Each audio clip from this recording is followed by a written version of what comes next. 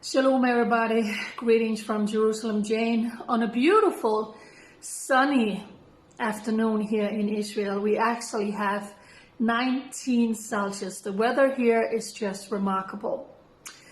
As many of you probably know, today is International Holocaust Memorial Day.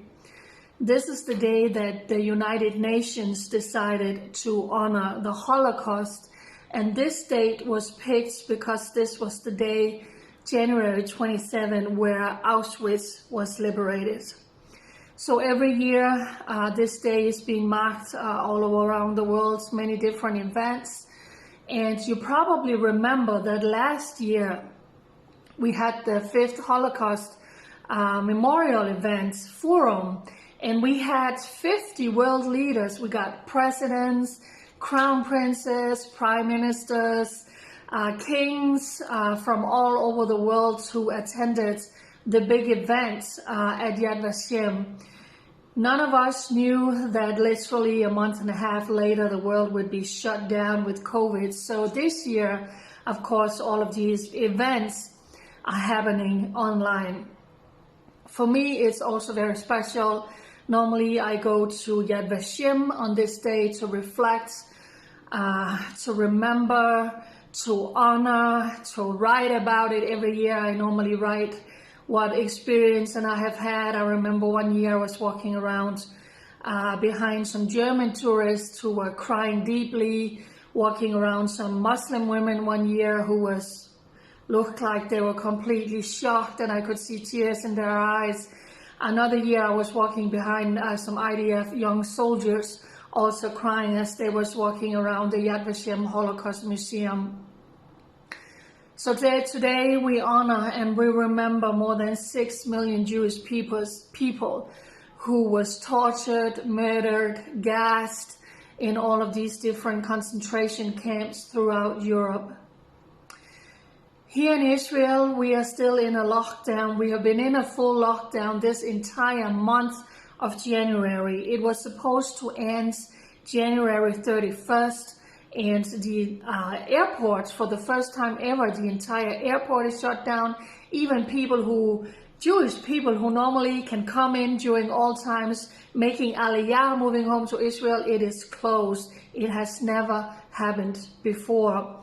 Tomorrow the government is convening to make a decision if they are going to extend this full lockdown, also the closure of the airport.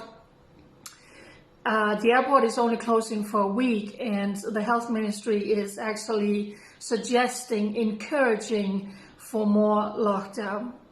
Here in Israel today, 7,337, I believe it was, or was it 7,737? It was a lot of sevens, was infected with the coronavirus. Here in Israel, we also have the new strains. We have them from South Africa and from England.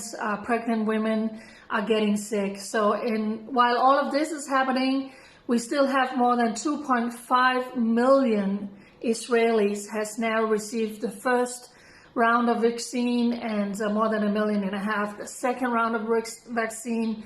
So it is really, it's moving fast. They are vaccinating more than 200,000 people a day. So yes, this nation has been in a complete lockdown for a month, and we are told don't go out unless you need to go to the pharmacy, to see a doctor, to get the vaccination, to go get food. And I am abiding those rules. I am not out and about today. I was in the supermarket.